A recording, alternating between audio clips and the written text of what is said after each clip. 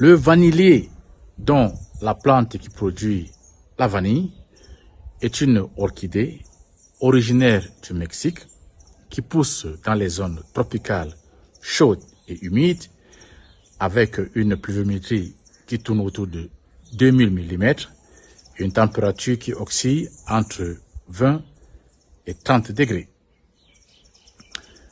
C'est une plante grimpante qui peut atteindre entre 10 et 15 mètres de longueur et qui peut se produire pendant plus de 15 ans. Les vanilliers se reproduisent par bouturage. Des boutures d'une longueur de 15 à 30 cm de long sont coupées dans des plantes mères qui ont au minimum entre 3 et 4 ans de vie. Ces boutures sont donc mises en pot dans un terreau spécifique qui favorise les croissances. Elles sont ensuite transplantées en champ. Il faut compter entre 4000 et 5000 pieds de vanillier par hectare qui produiront autour de 1200 à 1500 kg de gousses vertes et qui seront transformées pour donner entre 200 et 300 kg de gousses de vanille prêtes à la vente. 3 à 5 ans après le bouturage, le vanillier va fleurir et la fleur de la vanille est une fleur très fragile. Elle s'ouvre une seule fois en un jour entre 6 heures et 12 heures. Si pendant cette période de temps, la fleur n'est pas pollinisée, elle meurt. Naturellement, la fleur de la vanille est pollinisée par une abeille appelée la Melipona, exclusivement trouvée au Mexique. Ici, à Madagascar et sur d'autres cieux, la pollinisation de la fleur de vanille s'est faite de manière manuelle par l'intervention de l'homme. Une technique découverte en 1841 par un esclave noir de 12 ans à La Réunion. Donc, une fois donc pollinisées, les premières gousses apparaîtront après quelques semaines, mais il faudra attendre jusqu'à 9 mois pour que la gousse verte puisse arriver à maturité.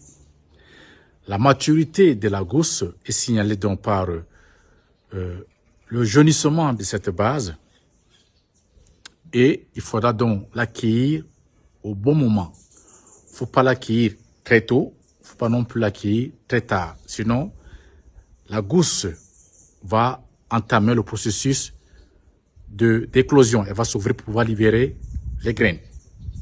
Immédiatement après la cueillette des gousses vertes, ces gousses vont subir un traitement laborieux, long, méticuleux et de précision, qui vont se faire sur plusieurs étapes et qui vont durer entre 6 mois et 1 an, voire 2 ou bien plusieurs années. Donc, une fois récoltées, les gousses vertes doivent immédiatement être plongées dans de l'eau chaude bouillie à 65 degrés pendant 3 minutes. C'est ce qu'on appelle l'échaudage.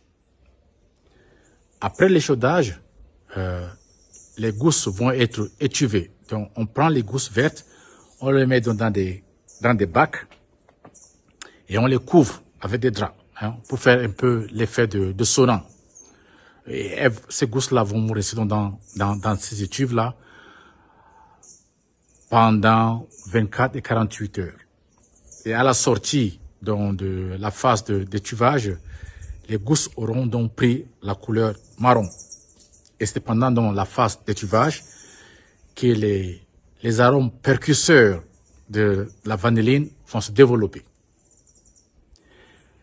À la sortie donc de la phase d'étuvage, les gousses marron donc, vont être séchées, la phase de séchage. Donc il y aura 2 phases. Il y aura d'abord une phase de séchage au soleil qui va se faire pendant des semaines. Et après, il y aura une phase de séchage à l'ombre. L'étape de séchage est très importante car il va falloir faire passer donc la teneur en eau de la gousse qui est de 85% d'eau à une gousse qui aura une teneur en eau autour de 20%, qui est très important pour la stabilité et la longévité de la gousse. Après la période de séchage, on va passer à l'affinage. Les gousses donc séchées vont être mises dans des bacs et elles resteront donc dans ces bacs-là pendant 6 mois, 1 an. Plus elles restent dans les bacs, plus elles vont s'affiner, plus elles vont développer des arômes. Et la qualité, les grandes qualités de la vanille naissent donc dans la phase d'affinage. Il est vrai que ces phases aussi sont importantes, mais la phase d'affinage a un rôle très important dans le développement de l'arôme. À la sortie donc de l'affinage, on va passer à la phase de calibration. Donc les gousses de même longueur vont être mises ensemble pour pouvoir former donc des bottes qui contiennent des gousses des mêmes dimensions. Les dimensions recherchées à l'industrie tournent autour de au minimum 16 cm de long et peuvent aller au-delà de 20, 22, 23 et plus long que ça. Et donc, à la fin donc, de cette période-là, les gousses sont donc deviennent disponibles pour la commercialisation.